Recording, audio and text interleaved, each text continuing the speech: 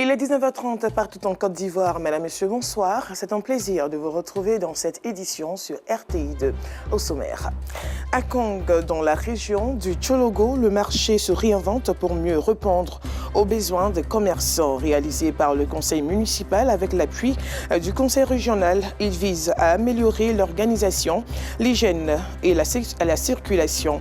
On en parle dans le développement de ce journal. Et puis un tissu d'allégations graves et infondées.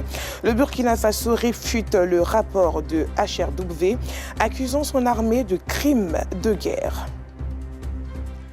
Une fois de plus, je vous souhaite la bienvenue si vous nous rejoignez. À Kong, dans la région du Tchologo, le marché longtemps poumon économique de nombreux commerçants se modernise. Autrefois, confrontés à des conditions précaires, les vendeurs bénéficient désormais d'un nouveau marché réalisé par le conseil municipal avec l'appui du conseil régional. Cette initiative vise à améliorer l'organisation urbaine, l'hygiène et la circulation dans la commune. Boubacar Silla, Kader Sogodogo. Implanté sur un site stratégique avec 113 magasins, une infirmerie, un château d'eau et des toilettes, le nouveau marché de Kong reste l'une des infrastructures d'échange les plus modernes de la région du Tchologo. Chaque jour, des centaines de commerçants y écoulent vivres, produits manufacturés, vêtements et denrées de tout genre. Grand merci à nos autorités. Tous les commerçants qui étaient sur l'ancien site ont eu une place pour exercer leurs activités. Il y a beaucoup de commodités.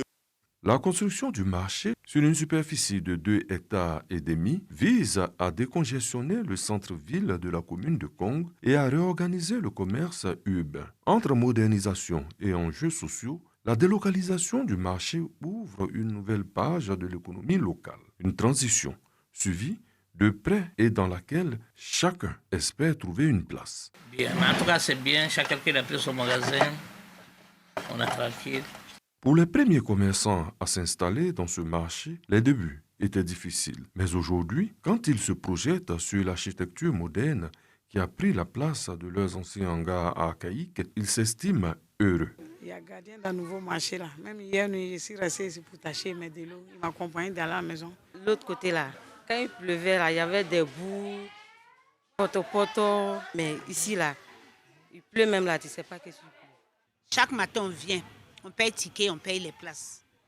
Donc les places et puis ticket là, ça nous fait 5500 dans le mois. Donc c'est bien. Le nouveau marché de Kong s'inscrit dans la vision de modernisation du conseil municipal soutenu par le vice-premier ministre Téné Birahima Ouattara, par ailleurs président du conseil régional du Tchologo. Il vise à améliorer l'organisation urbaine, l'hygiène et la fluidité de la circulation au bord du site. Kong a amorcé un développement réel sous l'égide du vice-premier ministre, M. Téné Birahima Ouattara.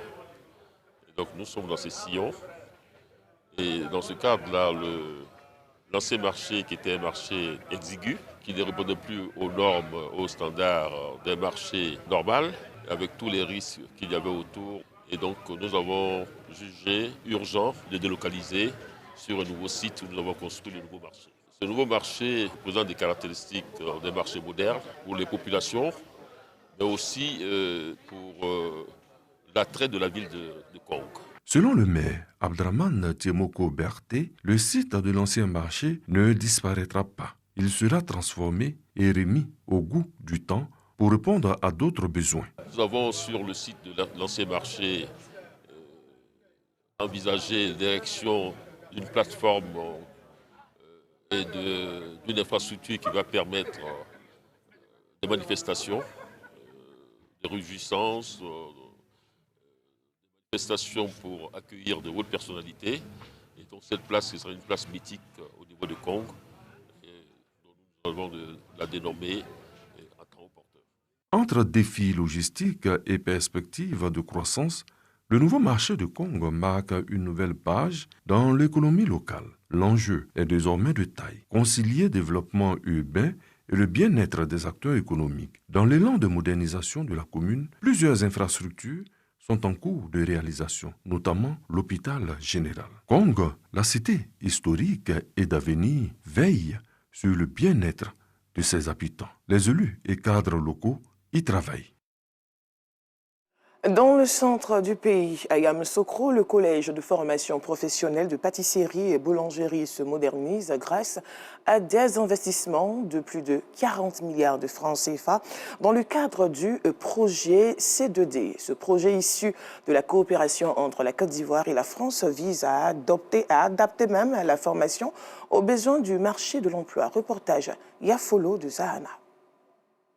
Créé en 1972, il est l'une des références de la formation au métier de bouche en Côte d'Ivoire. Le collège de pâtisserie et de boulangerie de Yamoussoukro entre aujourd'hui dans une nouvelle ère. Réhabilitation des salles de classe et rénovation de la chambre froide et surtout acquisition de matériel technique de dernière génération. Un investissement qui s'inscrit dans la vision du président Alassane Ouattara, transformer le capital humain ivoirien. Ce collège de formation boulangerie et pâtisserie était dans un état de dégradation avancée. Nous avons fait les démarches auprès de nos partenaires de la France, notamment du C2D. Et aujourd'hui, vous voyez que tout est vraiment neuf. Donc l'idée, en appelant nos partenaires, c'est vraiment de rechercher les moyens pour à la fois co-construire l'attractivité des établissements, créer les conditions pour que les jeunes qui viennent pour la formation trouvent les conditions idéales, des enseignants motivés, compétents et un secteur privé aussi qui accompagne. En présence du directeur général de l'AFD, cette visite a scellé la volonté commune de poursuivre la modernisation du dispositif national. Très fier d'avoir investi dans l'enseignement technique et la formation professionnelle.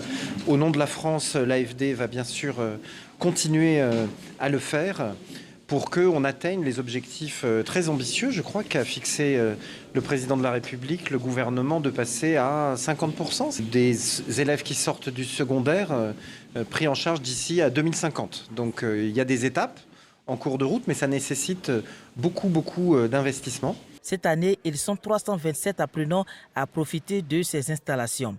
Un chiffre marqué par une forte présence féminine, plus de 90% des effectifs. Ici, on prépare le certificat d'aptitude professionnelle et le certificat de qualification professionnelle pour intégrer les plus grands hôtels et restaurants de la Côte d'Ivoire. D'abord, dans une profonde ferveur, le Christ, notre Pâques, a été célébré dimanche 5 avril par les fidèles de la paroisse Sainte-Trinité et de l'église méthodiste Cité de Grâce de Nouveau-Comassi. Puis, des messages empreints de patience, d'espérance et de victoire ont élevé les cœurs. Assit Ondira nous en parle. Jésus, l'agneau de Dieu, mort il y a 3 jours, est ressuscité. C'est l'effervescence à la paroisse Sainte-Trinité de Koumassi.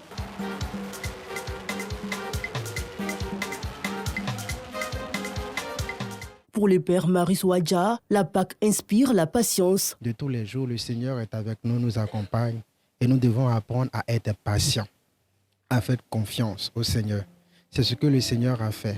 Il a été patient jusqu'au bout, il a subi l'épreuve de la mort et finalement, le Seigneur l'a ressuscité. Et nous aussi, comme témoignage de vie, nous devons apprendre à être patients et à être confiants, à garder foi et espérance dans le Seigneur. À cette occasion, la représentante du maire de la commune parle de paix et de cohésion sociale. Le message est aujourd'hui porté par monsieur le maire est que les fidèles chrétiens qui sont des frères et sœurs, devraient donc fêter cette résurrection du Christ dans la paix et la cohésion sociale. Toujours dans la commune de Koumassi, à l'église méthodiste Cité de Grâce de Nouveau-Koumassi, Christ notre Pâques a été célébré.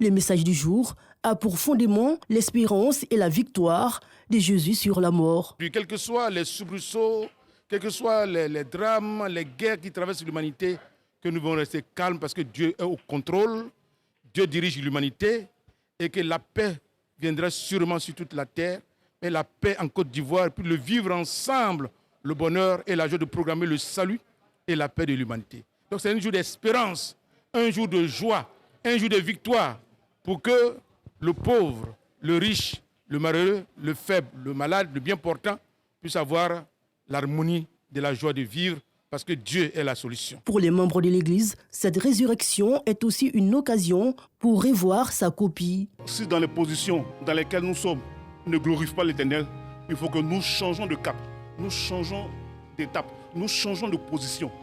Et que tout renaisse en nous, et que l'espoir, qui est l'espoir de la vie, soit pour chacun, soit pour tous. C'est le 1er janvier d'un chrétien. C'est là où tout a commencé. C'est là où notre vie chrétienne a commencé. Sans cette mort, sans cette vie, il n'y a pas de temple, il n'y a pas d'église, il n'y a pas de communauté chrétienne. Tout repose sur Christ le rocher et le sauveur de l'humanité. Ainsi, la Pâque marque l'entrée solennelle et officielle de tout chrétien dans l'année 2026.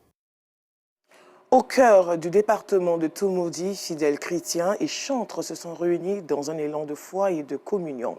Ensuite, organisée par l'église CMA 220 logements, cette soirée de louange et d'adoration a été marquée par de riches prestations artistiques et une forte mobilisation. Théodore Zouzou.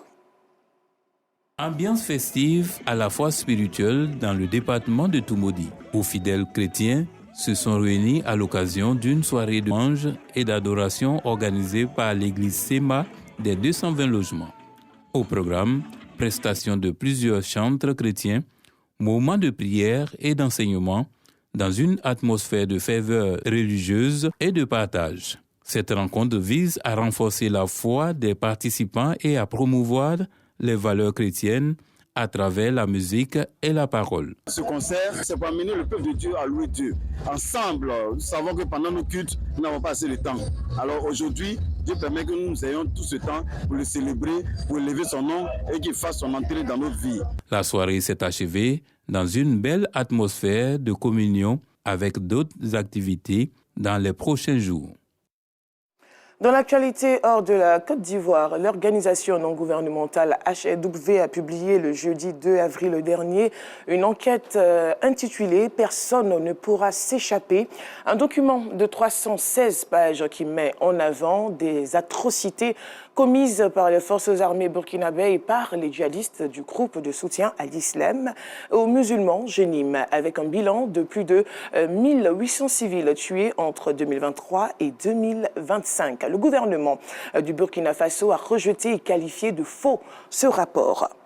Également dans l'actualité hors de la Côte d'Ivoire, au 38e jour de la guerre au Moyen-Orient, Téhéran aurait rejeté une proposition de cessez-le-feu avec les États-Unis et Israël portée par les efforts de médiation du Pakistan. L'Iran aurait ainsi insisté pour une fin définitive à la guerre à la place. De son côté, l'armée israélienne dit avoir frappé le vaste complexe pétrochimique de Sounpas, alors que Téhéran déclare qu'un deuxième complexe a également été visé. En sport, football, parlons dans cette édition des victoires en Ligue 1 de l'ASEC Mimosa et de l'Africa Sport dans la ville de Yamoussoukro. Le point avec Jean-Sylvain Ressot. Mimosa file vers sa 30e couronne en Ligue 1. Dimanche, les Mimos qui affrontaient Mouna FC dans le choc des jaunes et noirs au stade de Yamoussoukro ont lavé l'affront du match aller où ils avaient été défaits 2-0. Fofana Suleiman ouvre le score à la 12e minute. 12e but de la saison pour le milieu offensif des jaunes et noirs, actuel meilleur artificier du championnat. 10 minutes plus tard, Bakary Kevin fait le break. Grâce à ce succès 2-0, les hommes de Julien Chevalier comptent 8 points d'avance sur le dauphin, le FC San Pedro accroché par Boaké, 0-0. Un peu plus tôt dans la journée, le CO Korogo a dominé l'US Agboville 3-1. Tidiane Diabaté et Volibi sont les bourreaux des cacaoculteurs d'Agboville. Toujours au stade Charles Konambani en Ligue 2, l'Africa Sport d'Abidjan de Koulibaly Yuba a battu Issi Awazi 2-0. Deuxième succès d'affilée pour les Aiglons, classés 5e à 10 points du leader de la poule B, Yamoussoukro FC. Moi, je voudrais les féliciter. Féliciter les supporters. Parce que partout où l'équipe va, ils se déplacent nombreux. Je voudrais les féliciter. Féliciter aussi les joueurs. Ils ont livré un match. Ce n'était pas facile du tout. Ils se sont battus et ils nous donnent les 3 points. Le staff technique également. Félicitations à tout le monde parce qu'on travaille. On travaille bien, les choses s'améliorent. Il faut qu'on reste dans cette dynamique-là. Au lycée scientifique, l'AS Denguélé a obtenu une victoire précieuse dans la lutte pour le maintien. 1-0 devant l'Atlantis de Dimbokro. Nous avons déjà raté la montée, mais nous sommes obligés de se battre pour avoir le maintien au bénéfice de nos supporters et puis de nos braves publics. Avec ce succès, les Diakassa occupent la 12e place sur 14. Retour sur le plateau, comme vous l'avez remarqué, le sport est au rendez-vous dans cette édition et Samuel Metch est des nôtres ce soir. Bonsoir Samuel. Bonsoir Joël Gossi. Alors d'emblée, les jaunes noirs se dirigent-ils résolument vers le titre? C'est le moins qu'on puisse dire. En tout cas, la SEC avance avec assurance. Il reste 7 journées pour boucler donc la saison 2025-2026 de la Ligue 1 de Côte d'Ivoire et la SEC Mimosa enchaîne les victoires. Ce 30e titre donc presque à la portée des jaunes et noirs qui véritablement sont en train de se détacher un peu plus donc, de leur poursuivant direct qu'est le FC San Pedro. Parce que pendant que la SEC gagne, le FC San Pedro, lui, cale. Donc, les chances s'agrandissent pour la SEC. Alors, il y a forcément un homme fort, un homme de force dans cette équipe de la SEC Mimosa. De qui s'agit-il? Alors, l'homme fort de la SEC Mimosa, il faut le dire, se nomme Fofana Souleymane. Il est à 12 buts en ce moment à son compteur. Et il est en passe d'être donc, le meilleur joueur de la saison. Et c'est lui qui marque et qui fait marquer ses coéquipiers. Il a donc cette finesse dans le jeu et il oriente naturellement donc le jeu de son équipe. C'est lui en ce moment l'homme qui porte donc cette équipe jaune et noire. Alors, nous sommes en Ligue 1, je tiens à le préciser, en dépit d'une nouvelle victoire, bien entendu, de l'Africa Sport, cela demeure insuffisant. Le club peut-il encore nourrir l'espoir de la remontada? Ah oui, l'espoir. Il faut parler de l'Africa Sport naturellement. Donc, c'est cette bataille pour revenir en Ligue 1 de Côte d'Ivoire. Il reste donc 6 derniers matchs à jouer pour l'Africa Sport. Mais ce qui se passe, c'est que c'est vrai, l'Africa Sport avec le nouvel entraîneur Guamini Maxime est en train de mieux se porter avec également donc un nouveau staff. Mais quand l'Africa est en train justement donc d'enchaîner ses victoires, de l'autre côté, Yamoussoukro FC qui est le leader en ce moment de la poule B, continue de gagner ses matchs. Il y a en ce moment 39 points pour Yamoussoukro et 29 points pour l'Africa. Donc 10 points séparent l'Africa du leader, l'Africa actuelle 5e du championnat. Ça paraît un peu difficile et il semble que voilà, les carottes sont cuites. L'Africa est beaucoup plus peut-être en train de se maintenir en Ligue 2. D'accord. Alors Samuel Metch, merci d'être passé sur ce plateau. À vous, nous vous disons merci également de nous avoir suivis. Le programme, quant à lui, continue sur RTI2. À demain, même heure, même chaîne. Et je tiens également à préciser que l'information revient à 12h30. Portez-vous bien et bonne soirée sur RTI2.